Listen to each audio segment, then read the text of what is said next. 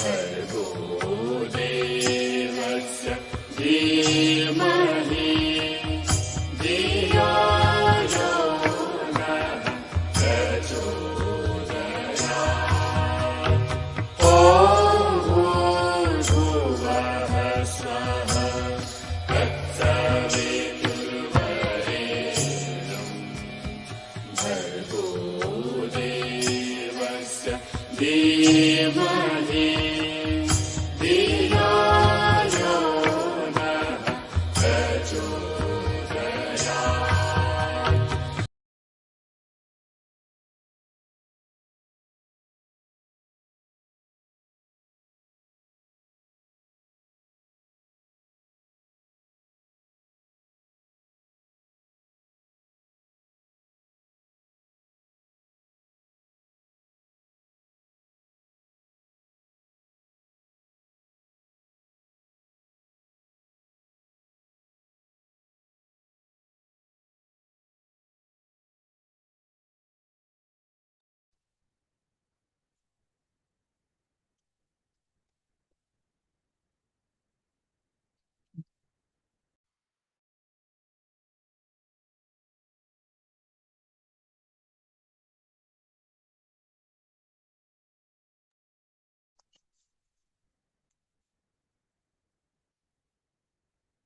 હા, બરાબર છે. ખૂબ ખૂબ ધન્યવાદ.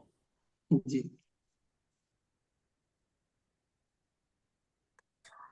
તો આપણે શરૂઆત કરતા હતા. માં આ એક શબ્દ નથી, આ એક શક્તિ છે, એક તપસ્યા છે. આદરણીય બહેનો, માતાઓ, આજે આપણો જે વિષય છે એ ઉપર આપણે વાત કરીએ છીએ એ માત્ર સ્ત્રીઓ માટે નથી, પરંતુ એ આપણા આખા સમાજ માટે છે, આપણા ભવિષ્ય માટે છે, આપણા ભારત દેશના ઘડતર માટેનું છે. વિષય ખૂબ સરસ છે અને આપણે સૌ જોડાયા છીએ એ ખૂબ મહત્વની વાત છે. કારણ કે ગર્ભવતી સ્ત્રી જેવી હોય, આવતી પેઢી જે છે એ એવી જ થાય છે.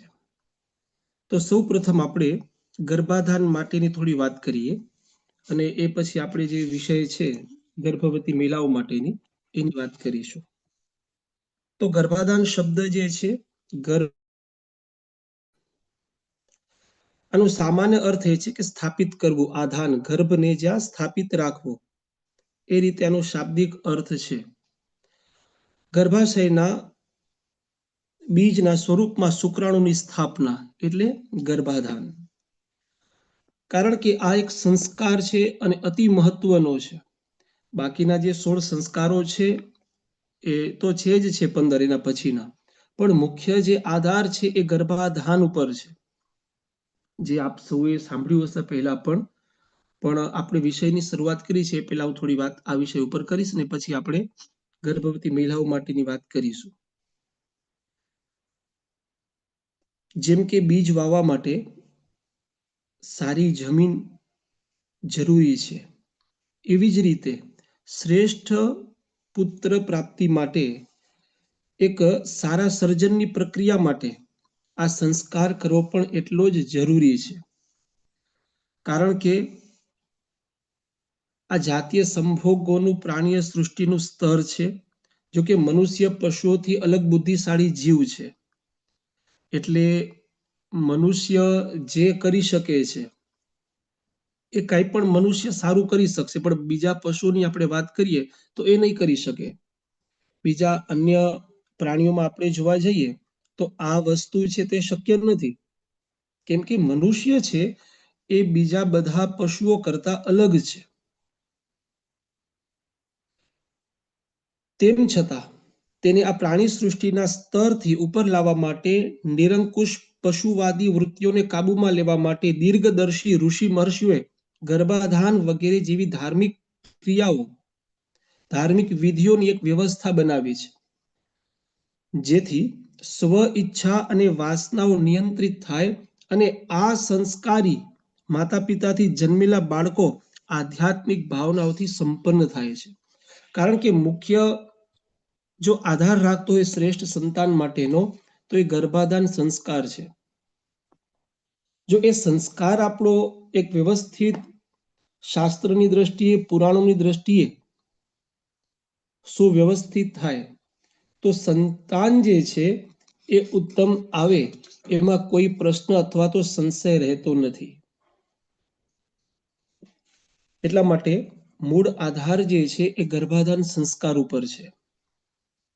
હવે સમજી લ્યો, લોટ, ગોળ, તેલ, મસાલા સારા હોય છતાં જો રસોઈ સારી ન થાય તો વાંક કોનો? વસ્તુનો કે રસોઈયાનો? સમજી લો કે રંગો, કેનવાસ, પીછી વગેરે બધી જ સારી વસ્તુ આપણી પાસે છે, છતાં જો ચિત્ર સારું ન થાય તો વાંક કોનો? રંગોનો કે ચિત્રકામ કરનાર પેન્ટરનો? બસ આ જ ન્યાય સંતાન સારા ન થાય તો તેની જવાબદારી મહદ અંશે માતા પિતાના શિરે જાય છે. અત્યારે આપણે જોઈએ છીએ કે બાળક નાનું હોય અને તરત જ એ પોતાના ખિસ્સામાંથી એટલે એના પિતાના ખિસ્સામાંથી મોબાઈલ કાઢી લે અને તરત એમાં ફિંગર ચલાવવા માંડે તો આપણે આપણા બાળકને બહુ હોશિયાર સમજીએ, કેમ કે કેટલો બધો હોશિયાર થઈ ગયો છે અને કેટલી બધી ખબર પડે છે. હજી તો નાનકડો છે ને મોબાઈલ ચલાવે છે. આપણે હતા ત્યારે આપણે તો કઈ મોબાઈલનું જ્ઞાન પણ નહોતું અને આ તો અત્યારથી જો કેટલો સરસ રીતે મોબાઈલ ચલાવવા માંડ્યો છે. અને આપણે તો પાછા માતાઓ બીજી જગ્યા વખાણ પણ કરતી હોય, જો તો આ તો જ આટલો નાનકડો છે ને મોબાઈલમાં બધું કરી લે, યુટ્યુબ જોઈ લે ને વોટ્સઅપમાં ચાલ્યો જાય ને ગેમ રમી લે ને પોતે ડાઉનલોડ કરી લે. આ બધું ક્યારે છે? શું કામ આવડી જાય છે એને? એ હોશિયાર છે કે માતાએ 9 મહિના સુધી આવું કર્યું છે એના સંસ્કારો છે? કારણ કે આપણે જોતા હોઈએ છીએ કે મોટે ભાગે વધુ પડતો સમય જે છે આપણો એ મોબાઈલની પાછળ જ જતો રહે છે. એ ગર્ભવતી મહિલા હોય, પ્રી પ્લાનિંગ વાળી મહિલા હોય કે બાળક જન્મી ગયા પછી વાળી માતા હોય, આ વસ્તુ આપણે જોવા મળે છે. કારણ કે આપણે સૌ સમાજમાં છીએ, આપણે આ વસ્તુને જોતા હોઈએ છીએ અને પછી આપણે આપણા બાળકના એટલા બધા વખાણ કરીએ છીએ, પણ હકીકતના આ વખાણ કરવા એ સારું નથી. હું મારા મંતવ્ય, મારા વિચાર પ્રમાણે જણાવું છું. કારણ કે એ બાળક હોશિયાર કઈ રીતના થયો છે? કારણ કે એ ગર્ભમાં એ શીખ્યો છે એટલા માટે જ તો એ હોશિયાર થયો ને. ગર્ભમાં એને એવા જ વિચારો એને મળ્યા છે. અને મા ધારે તો એ શું ન કરી શકે? એ તો આ સામાન્ય મોબાઈલ ચલાવે છે. મા ધારે તો એ કાંઈ પણ કરી શકે છે. સ્ત્રી જીવનના 4 તબક્કા છે. એક તો પુત્રી, પત્ની, માતા અને ભક્ત. આ 4 તબક્કાઓ છે. આ ચારેયમાં શ્રેષ્ઠ તબક્કો છે માતૃત્વ. માતા એક શક્તિ છે, પરમ તેજ છે. તેથી જ ભગવાને સૃષ્ટિ સર્જન કાર્ય તેને વિશેષ રીતે સોંપ્યું છે. કારણ કે સ્ત્રી એ કોઈ સામાન્ય નથી અને એટલા માટે જ તો કહે છે કે નારી તું નારાયણી. નારી છે એ કોણ છે? નારાયણી છે સ્વયં. અને આપણે આ વાક્ય બહુ વખત સાંભળતા હોઈએ, યત્ર નાર્યસ્તુ પૂજ્યન્તે રમન્તે તત્ર દેવતા, કે જ્યાં નારીઓનું પૂજન છે, પૂજન, સત્કાર, સન્માન, માન, આદર, ત્યાં દેવ. તો શા માટે? કારણ કે ભગવાને સૃષ્ટિનું સર્જન કાર્ય તેને વિશેષ રીતે સોંપ્યું છે. વિશ્વની તમામ માતા ધારે તો વિશ્વને ચપટીમાં નંદનવન કરી દે છે. એટલા માટે ગર્ભમાં અસામાન્ય સર્જન થઈ રહ્યું છે અને એ સર્જનનો પાયો છે ગર્ભાવસ્થા. આપણે જે વિષય છે એના ઉપર આપણે વાત કરવા જઈ રહ્યા છીએ. કારણ કે માતા જો ધારશે તો આ સર્જન વિશ્વ ડોલાવશે. કારણ કે માતા તો જે ધારે તે કરી શકે, કારણ કે એ વિશ્વને ડોલાવી શકે. કારણ કે લગભગ 80% જેટલો મગજનો વિકાસ ગર્ભમાં જ થાય છે. 80% જેટલો વિકાસ, હવે બાકીનો રહ્યો 20%. હવે આપણે કહીએ કે મારું બાળક તો અત્યારથી જ મોબાઈલ ચલાવે છે, એને બધી જ ખબર પડે છે, મોબાઈલનું એને બધું જ જ્ઞાન છે. એ ભાઈ જ્ઞાન તમે પહેલેથી જ એમને શીખવાડી આપ્યું છે એટલે એને જ્ઞાન છે. કુકડ બચ્ચા લાખ લાખે બિચારા, કુકડ બચ્ચા લાખ લાખે બિચારા, સિંહણ બચ્ચા એક એકે હજારા. આપણે ગુજરાતી પડેલી કહેવત છે ને, જનની જણ તો ભક્ત જણ કા દાતા કા સૂર, નહીં તો રહેજે વાંજળી મત ગુમાવીશ નૂર. સામાન્ય બાળકને જન્માવો, ભક્ત કવિ ખૂબ સુંદર લખ્યું છે, કાં તો તું ભક્તને જણ, કાં તો તું દાતાને જણ, અને કાં તો તું સુરવીરને જન્માવો, અને કાં તો તું વાંજળી રહેજે જો આ ત્રણમાંથી તું જન્મ ન અપાવી શક ને, કારણ કે આમાં તારું નૂર તું તારું ગુમાવીશ, નહીતર વાંજળી રહેજે મત ગુમાવીશ નૂર.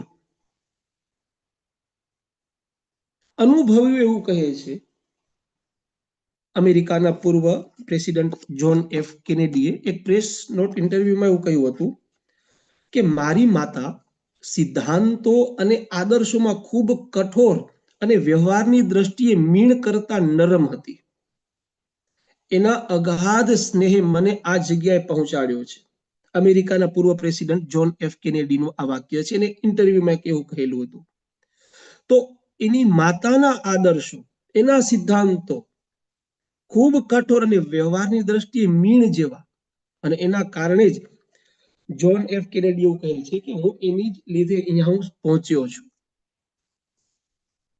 એટલે માતા ધારે તો એ કાંઈ પણ કરી શકે છે.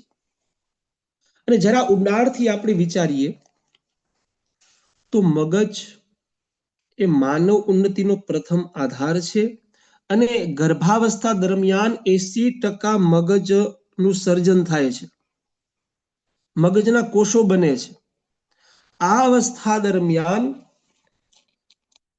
નવા કોષો, કનેક્શનો વધુ સધાય છે,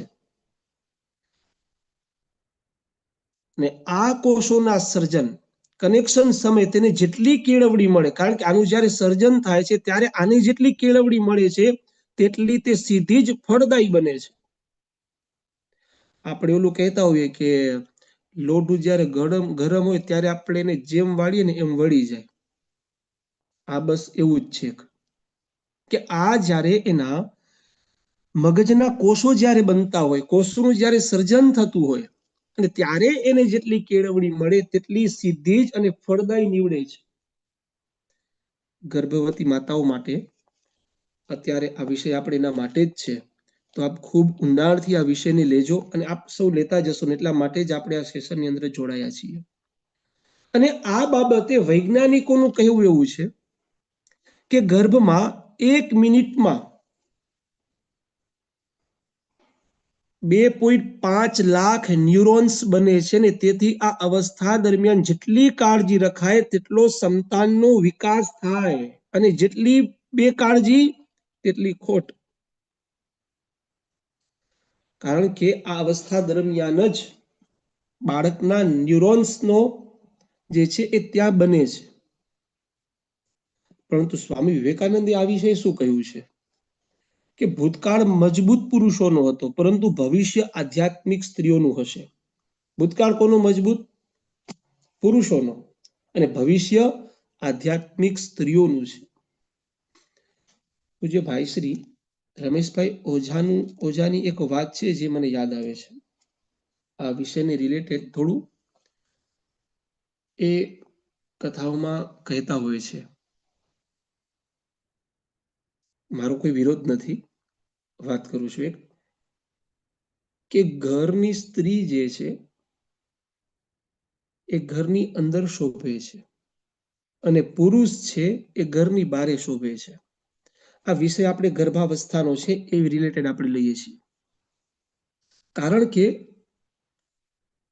ગર્ભવતી મહિલા છે, કોઈ પણ મહિલા છે, એ બહાર જશે, સ્વાભાવિક છે, દુનિયા રંગીન છે, એને જોશે. અને અત્યારે તો કોઈ પણ રસ્તેથી આપણે નીકળતા હોય તો ક્યાંક સારી વઘારની સુગંધો પણ આવતી હોય, એ પણ આપણે લેશું એટલે એના વિશે વિચાર પણ કરીશું. તો ભાઈશ્રી કહે છે એનો વિષય થોડો અલગ છે ને હું અત્યારે એને જ વાત એ નહીં છે, પણ કેન્દ્ર બિંદુ આપણું જે છે તે અલગ છે. કારણ કે બહાર આપણે જેટલા જશું માતાઓ,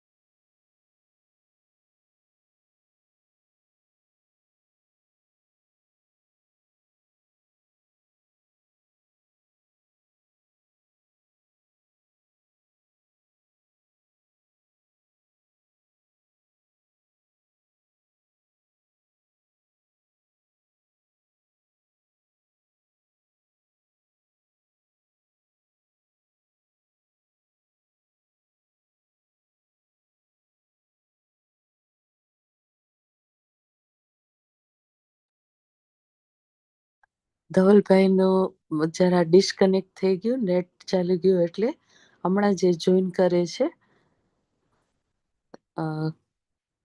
સોરી ડિસ્ટર્બ માટે.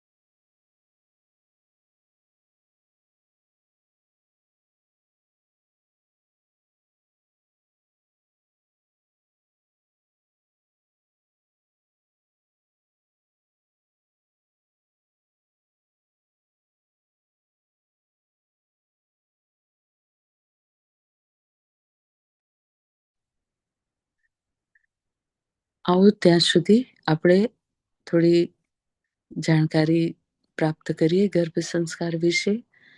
ગર્ભ સંસ્કાર વિશે એવું કહેવાય છે કે જેમ માતા છે એ શ્રેષ્ઠ સંતાન ઈચ્છતી હોય છે, એ જ રીતે શ્રેષ્ઠ આત્માઓ પણ જ્યારે શ્રેષ્ઠ કાર્ય કરવું હોય છે ત્યારે શ્રેષ્ઠ માતાની ગોદ પ્રાપ્ત કરવા માટે, એ શરીર ધારણ કરવા માટે શ્રેષ્ઠ માતાની ગોદને ઈચ્છતા હોય છે.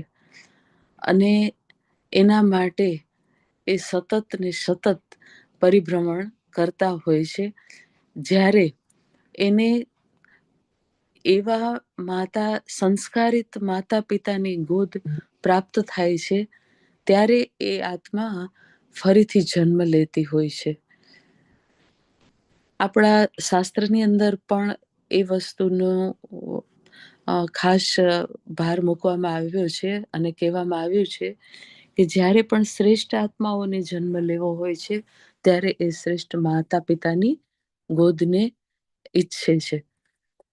આ સમયની અંદર આપણે જોઈએ તો પરમ પૂજ્ય ગુરુદેવ, પરમ વંદનીય માતાજી કે જેઓ આ સમયના યુગ ઋષિ છે, મહાકાલ સ્વરૂપે શિવ પાર્વતીના સ્વરૂપમાં બિરાજમાન છે, એ મહાશક્તિ એ એક આશ્વાસન આપેલ છે કે જ્યાં પણ ગર્ભ સંસ્કાર સાચા મનથી કરાવવામાં આવે છે અને જે પણ ગર્ભવતી સ્ત્રી શ્રેષ્ઠ સંતાનની કામના સાથે જો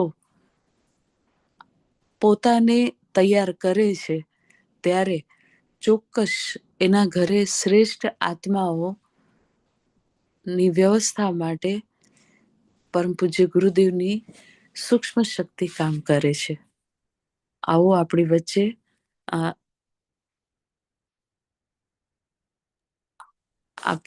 ધવલભાઈ પણ ઉપસ્થિત થયા છે. આગળનું આપણે એમની પાસેથી સાંભળીશું.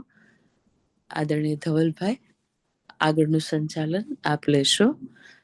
જી, ક્ષમા ચાહું છું પ્રથમ તો હું, કારણ કે થોડું મોબાઈલ વાળું પ્રોબ્લેમ થયો એના કારણે વાત ચાલુ હતી ને મોબાઈલ છે મારો બંધ થઈ ગયો, એટલા માટે ફરીથી મને થોડો સમય લાગ્યો આવવામાં, જે બદલ ક્ષમા ચાહું છું. તો આપણે વાત કરતા હતા પૂજ્ય ભાઈ શ્રી રમેશભાઈ ઓઝાના એક સૂત્રની, કે સ્ત્રી છે તે ઘરની બહાર ન શોભે અને પુરુષ છે ક્યારે ઘરમાં ન શોભે. ટૂંકમાં કે એ વિષયને રિલેટેડ આપણે વાત કરીએ ગર્ભાવસ્થા દરમિયાન, તો આપણે ઘરનું જેટલું વાતાવરણ છે, જેટલા સારા વિચારો છે, એ આપણે ઘરમાંથી જેટલા મળી શકશે એટલા બહાર નહીં મળે. કેમ કે બહાર આપણે નીકળીશું એટલે ઘણા બધા લોકો આપણે સામે મળશે. એ લોકોના વિચારો, એ લોકોની જે એનર્જી છે, એ પણ આપણા ગર્ભાવસ્થા દરમિયાનમાં ગર્ભમાં રહેલા બાળક સુધી પહોંચે છે. ઘણું સૂક્ષ્મ છે. બહાર જશું તો ત્યાં પણ આપણું મન છે ફરવામાં કે કોઈ પણ બાબત હોય લલચાશે, ખાવા પીવાની બાબતે કોઈ પણ રીતે. એટલા કરતા બેટર એ છે કે આપણે ભાઈશ્રીનું આ જે વાક્ય છે એને આ વિષય પર લઈએ કે આપણે ઘરમાં જે છે એ શોભીશું. બહાર જાઓ એના માટેનો કોઈ મારો ઇનકાર નથી, ના નથી. વિષય છે એટલા માટે હું તમને જણાવું છું, કારણ કે ભવિષ્ય જે છે આધ્યાત્મિક સ્ત્રીઓનું હશે. સ્વામી વિવેકાનંદજીનું કહેવું એવું છે કે ભૂતકાળ મજબૂત પુરુષોનો હતો, પરંતુ ભવિષ્ય આધ્યાત્મિક સ્ત્રીઓનું હશે.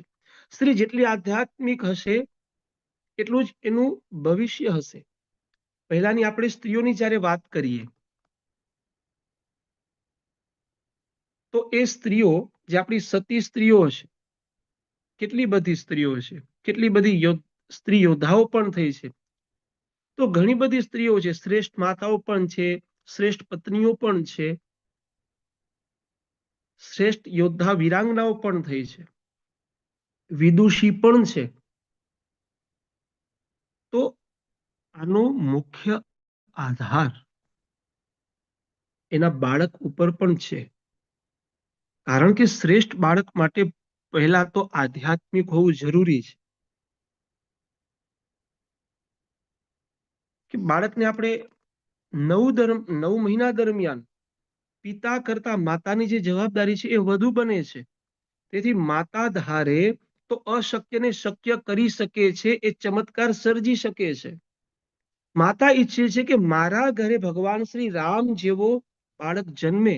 માતા ઈચ્છે બાળક અવશ્ય જન્મશે. માતા ઈચ્છે કે મારા ઘરે કર્ણ જેવો દાનવીર બાળક જન્મશે. સ્વામી વિવેકાનંદ, એપીજે અબ્દુલ કલામ, ઘણા બધા એવા આપણા ઋષિમુનિઓ પણ ઘણા બધા છે. કારણ કે માતા જે ધારે તે કરી શકે છે. એટલે આપણે આગળ વાત કરી કે માતા ધારે તો એ કંઈ પણ કરી શકે છે. અને એટલે જ કીધું કે જનની જણ તો ભક્ત જણે, કા દાતા કા શૂર. કારણ કે ગર્ભસ્થ વાળી માતાને છે ને દોહરદ કહેવામાં આવે છે. દોહરદ એટલે કે એક શરીરમાં એક સમયે 2 હૃદય અને 2 આત્મા હોય છે. એટલા માટે એને કહે છે દોહરદ. અને ઈશ્વરની કેટલી અદ્ભુત રચના છે માતાઓ, કે માતાના રક્ત અને મન દ્વારા જ સંતાનનું સર્વસ્વ ગણાય છે. એક તો માતાનું રક્ત અને બીજા નંબરમાં મન. એટલા માટે આપણે ગર્ભાવસ્થા દરમિયાન એના પહેલા જ્યારે ગર્ભ સંસ્કાર કરીએ છીએ એના પહેલા બ્રહ્મચર્ય 3 મહિના માટેનું આપણે આયુર્વેદિક ડોક્ટરો કહેતા હોય છે, આપણા શાસ્ત્રો પણ કહે છે. કારણ કે 3 મહિના સુધી બ્રહ્મચર્યનું જેટલું પાલન થશે એટલું જ આપણું મન છે એટલું શુદ્ધ થશે, શુદ્ધ વિચારો આપણે આવશે. અને પછી જે મન છે એ એક, કારણ કે 3 મહિના દરમિયાન આપણે કરવાનું શું, તો કે આધ્યાત્મિક સારા પુસ્તકો, આદર્શ પુરુષોના જીવન ચરિત્રોનું વાંચન, જપ, ધ્યાન, યોગ, આ બધી ક્રિયાઓ જ્યારે આપણે કરીશું 3 મહિના સુધી, એટલે આપણે નિયમિત થયા 3 મહિના સુધી. અને 3 મહિના દરમિયાન આપણે નિયમિત થયા અને પછી જ્યારે ગર્ભ સંસ્કાર કરીએ છીએ અને એ પછી જ્યારે ગર્ભાવસ્થામાં આપણે પ્રવેશીએ છીએ ત્યારે આપણા માટે એક આ નિયમ છે, એક આપણી નિયમિતતા છે એ સહજ થઈ જશે. એટલા માટે આપણું જે મન છે એ કેળવાઈ ગયું હશે. એટલા માટે રક્ત અને મન દ્વારા જ સંતાનનું સર્વસ્વ ગણાય છે.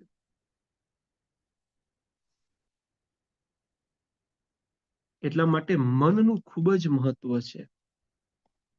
સ્વપ્ન જુઓ, ગર્ભસ્થ માતાઓ, આપ સૌ ગર્ભાવસ્થાને માણો.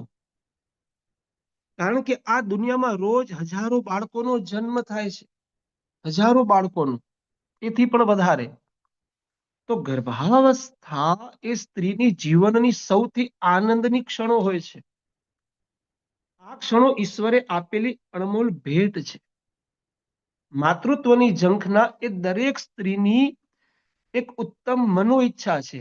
કોઈ એવી સ્ત્રી હશે કે જેને માતા ન બનવું હોય? કારણ કે સૌથી ઉત્તમ ઈચ્છા સ્ત્રીની હોય તો એ છે એક શ્રેષ્ઠ સંતાનની માતા બનવાની. પહેલી ઈચ્છા હોય કે શ્રેષ્ઠ પતિની શ્રેષ્ઠ પત્ની, અને બીજી ઈચ્છા છે શ્રેષ્ઠ સંતાનની શ્રેષ્ઠ માતા.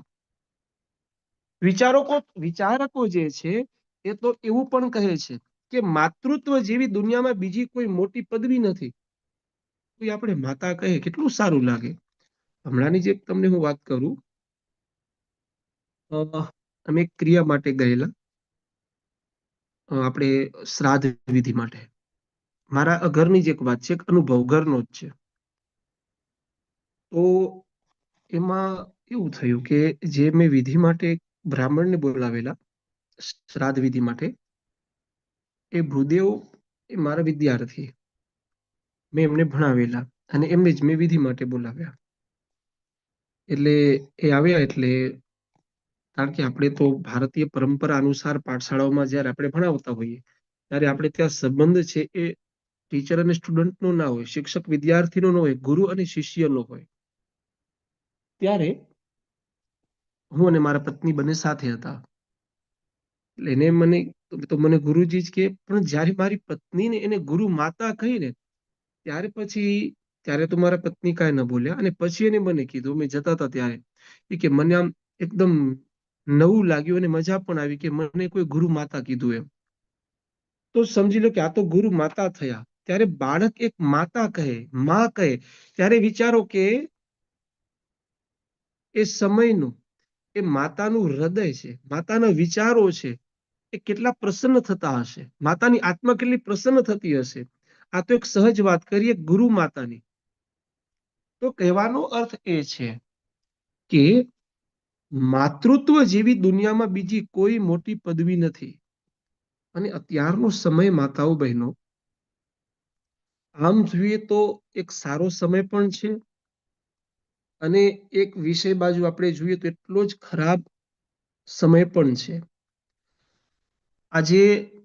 આજના સમયે ઘણી બધી સ્ત્રીઓ એવી છે કે જેને માતા બનવાનું પસંદ નથી. અને આવા જ્યારે પાત્રોની વાત જ્યારે મારે સામે આવતી હોય ત્યારે અમને તો પેલી શ્રીમદ ભાગવત મહાપુરાણમાં ધૂંધુલીની જે વાત છે, આત્મદેવ અને ધૂંધુલીની જે કથા છે, એ ત્યારે મને એમ યાદ આવે કે ત્યારે પણ આવી બધી સ્ત્રીઓ હતી અને આજે પણ આવી તો છે જ. એટલે આપણે એ સમયમાં ન જઈએ. આપ સૌ એક ભારતની ઉત્તમ માતાઓ છો, ઉત્તમ સંતાનોની ઉત્તમ માતાઓ છો. ત્યારે તમને પણ એ પદવી મળવાની જ છે, જે સૌથી મોટી પદવી છે. માટે એક માતા તરીકે ગર્ભાવસ્થાને ભરપૂર માણો, અને સાથે સાથે ભાવિ બાળક માટે નિરંતર ઉચ્ચ સ્વપ્ન સેવો. કીધું ને, સ્વપ્ન જુઓ અને ગર્ભાવસ્થાને માણો. અને ગર્ભાવસ્થાને માણવા માટે કશું જ નથી કરવાનું, કલ્પના વિહાર. કલ્પના વિહાર જ કરવાનું છે, બીજું કશું જ કરવાનું નથી. અને બીજી એક વાત, જ્યારે આપણે કલ્પના વિહારની કરીએ છીએ, જેમ કે આપણે પૂજ્ય ડોંગરેજી મહારાજ એમની કથાઓમાં એવું કહેતા, અને એમનું જે ભાગવત પુરાણ છે એમાં પણ એવું લખેલું છે કે તમે માનસી સેવા કરો. ભગવાનની જે બાલકૃષ્ણની જ્યારે સેવા કરવાની વાત કરતા હોય ડોંગરીજી મહારાજ, ત્યારે એ એવું કહેતા કે તમે ભગવાન બાલકૃષ્ણની માનસી સેવા કરો. મનથી તમે ભગવાનની સેવા કરો, મનથી તમે ભગવાનને બધું જ કરી શકશો. બસ મન છે. એટલા માટે કલ્પના વિહાર તો મનથી જ કરવાનું છે. હે પ્રભુ, તારો આભાર. નવા જીવોની રચના દ્વારા સૃષ્ટિની જાળવણી કરવા તે મને પસંદ કરી, તે માટે તારી આ રચનાને હું પ્રેમથી આવકારું છું. હવે તું પોતે મારી કુખે આવીશ અને તે જ નવા જીવની તથા મારી રક્ષાની જવાબદારી લીધી છે. કારણ કે ગર્ભની રક્ષા કોણ કરે છે? ભગવાન જ તો કરે છે. આપણી રક્ષા કોણ કરે છે? ભગવાન જ કરે છે. તેનો મને ખૂબ આનંદ છે. આવા કલ્પના વિહારમાં ભગવાનની પ્રાર્થના સાથે સાથે ગર્ભાવસ્થાને માણો. મને ખબર છે કે આ અવસ્થા દરમિયાન નાની મોટી તકલીફો પડશે, પણ અંતે એક એવી રચના પ્રગટ થશે જે જીવનભર મારા માટે કુતૂહલ બનવાની છે. એ વિચારે મને આ નાના દુઃખો સામાન્ય લાગે છે. અને આમ આપણે એ પણ જોતા હોઈએ છીએ કે માતા પ્રસૂતિ સમય ખૂબ પીડાતી હોય છે, ખૂબ રડતી હોય છે, ખૂબ ચીસો પાડતી હોય છે, ઘણું બધું એને દુઃખ થતું હોય છે, ઘણી બધી પીડા થતી હોય છે. અને જેવું તે બાળકનું મુખ જોવે ને માતાઓ, ત્યારે તરત જ એનું બધું જ દુઃખ છે ને એ દૂર થઈ જાય છે. કારણ બસ એનો જે આનંદ, એને ગર્ભાવસ્થાથી એને જે આનંદ હતો એ હવે એને પ્રાપ્ત થયો છે.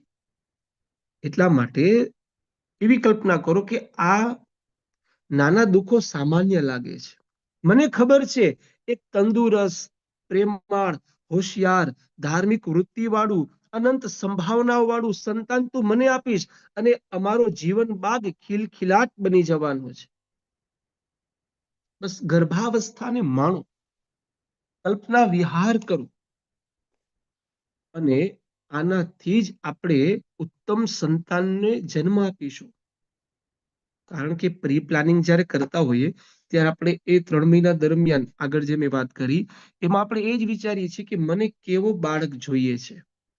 રામ જેવો, શ્યામ જેવો, છત્રપતિ શિવાજી મહારાજ જેવો, સ્વામી વિવેકાનંદ જેવો, કેવો જોઈએ છે.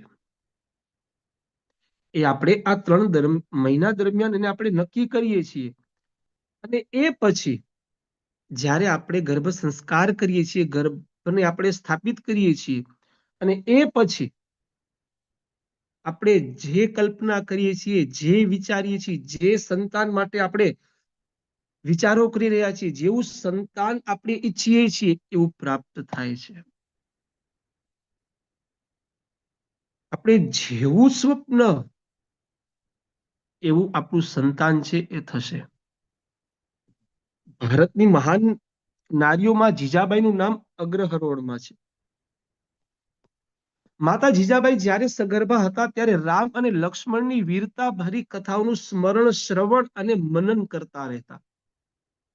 અને તેઓ સતત એ જ ચિંતન કરતા રહેતા કે તેમનો પુત્ર એવો પરાક્રમી ને શૂરવીર બને કે મોગલોના અત્યાચારોથી પ્રજાને મુક્ત કરે. તેમના આ ચિંતન પાછળ તેમના જીવનમાં આવેલી મોટી ઉથલપાથલ હતી. 3 મહિનાના ગર્ભવતી જીજાબાઈને ત્યાં પતિ શાહજી અને મોટા પુત્ર સંભાજીનો વિરહ સહન કરવો પડ્યો હતો. અને પોતાના સંબંધી વિશ્વાસારાવાને ત્યાં જુન્નાર શહેરમાં આશરો લેવો પડેલો. અને જીજાબાઈના પતિ એને મોગલો સામે જંગ છોડ્યો હતો. અને આ જ અરસામાં તેમના પિતાજી અને 3 ભાઈઓની નિઝામે હત્યા પણ કરેલી હતી. ઇતિહાસ આપણે સૌ જાણીએ છીએ. તેઓ સતત ભગવાન શિવ અને માતા પાર્વતીને પ્રાર્થના કરતા રહેતા કે મને પરાક્રમી પુત્ર આપો. પરિણામે શૂરવીરતા અને સાહસ શિવાજીને તેમના માના કોખમાંથી મળ્યા હતા. યુવાનીમાં પ્રવેશતા જ શિવાજીએ ઔરંગઝેબને એના શાસનના અંતને લાવ્યો. હિન્દુ પાતશાહીની સ્થાપના કરી. માના ઉદરમાં સાંભળેલી રામાયણ મહાભારતની વાતોનો અને જીજાબાઈઓએ જોયેલા સ્વપ્નોનો એ પ્રતાપ હતો. શિવાજી એ કોઈ ક્લાસમાં નતા ગયા.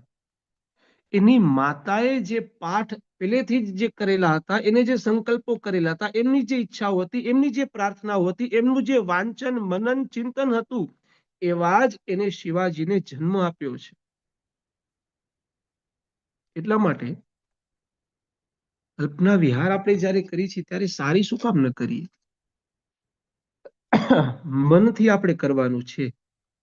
કોઈ જાતનો તન કે ધનનો ત્યાં પ્રયોગ કરવાનો નથી. કેવળ અને કેવળ મન. આગળ આપણે વાત કરીને મન અને રક્તથી જ બાળક, શ્રેષ્ઠ બાળકને આપણે જન્મ આપીએ છીએ.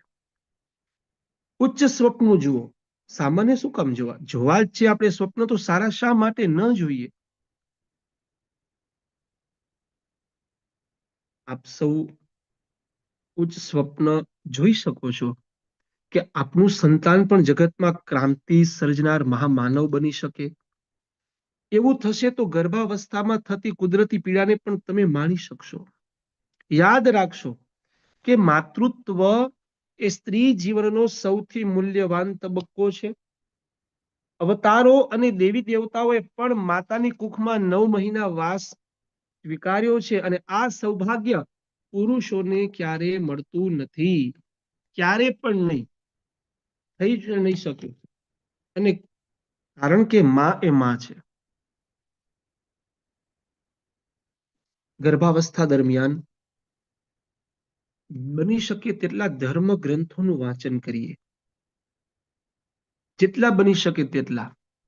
કારણ કે વ્યક્તિ શક્તિશાળી બન્યો, રૂપવાન બન્યો, બુદ્ધિમાન બન્યો, ધનવાન બન્યો, પરંતુ સુખી, આનંદી, સંતોષી ન બન્યો તો બધું જ વ્યર્થ. મનુષ્ય જીવનની ફળશ્રુતિ કૃતાર્થપણું છે, જે ધર્મ ગ્રંથના વાંચન, ચિંતન અને અધ્યાત્મના આચરણથી આવે. માટે બાળકને ગર્ભમાંથી ધર્મના સંસ્કાર આપવા જોઈએ. એ આપણું પરમ કર્તવ્ય છે. વળી હિન્દુ સંસ્કૃતિના વારસદાર તરીકે આપણને સીતા, સાવિત્રી, મૈત્રેયી, ગાર્ગી, એ સિવાય પછી આગળ જોઈએ તો અભિમન્યુ, ભરત, આરુણી, ઉપમન્યુ જેવા પાત્રો વિશે જાણકારી ન હોય તો એ ખરેખર ખૂબ જ ખેદજનક છે. આવા બધાએ ચરિત્રોને આપણે વાંચવા જોઈએ, એને સાંભળવા જોઈએ.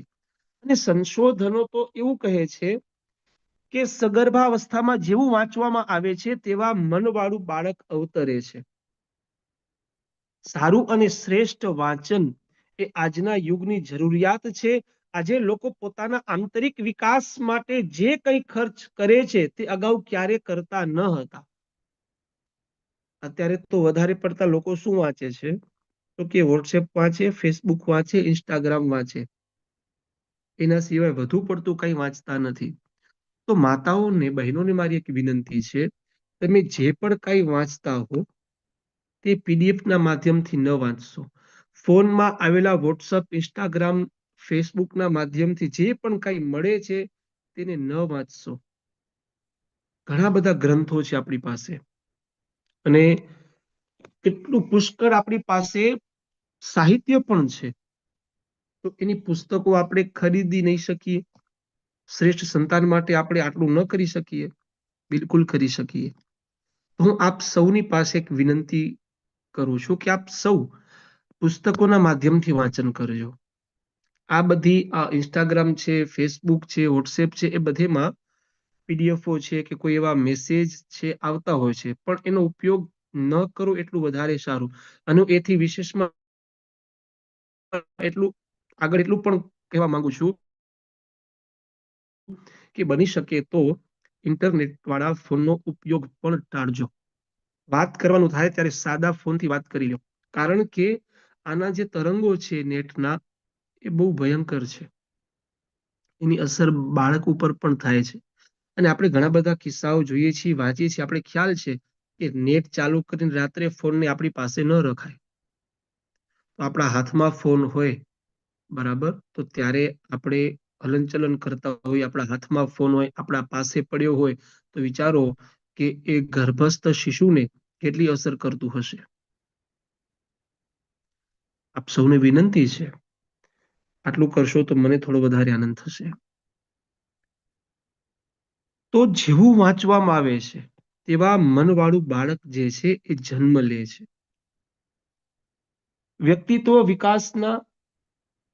વ્યક્તિત્વ વિકાસના સેમિનારો, મેનેજમેન્ટ ગુરુઓની આજે બોલબાલા છે. જેટલા આપણે જોઈએ, આજે જ આપણે કચ્છમાં આપણા ડોક્ટર હિતેશભાઈ જાનીનું ગર્ભાવસ્થા વિષય ઉપર જ એમનું આજનું પ્રવચન છે.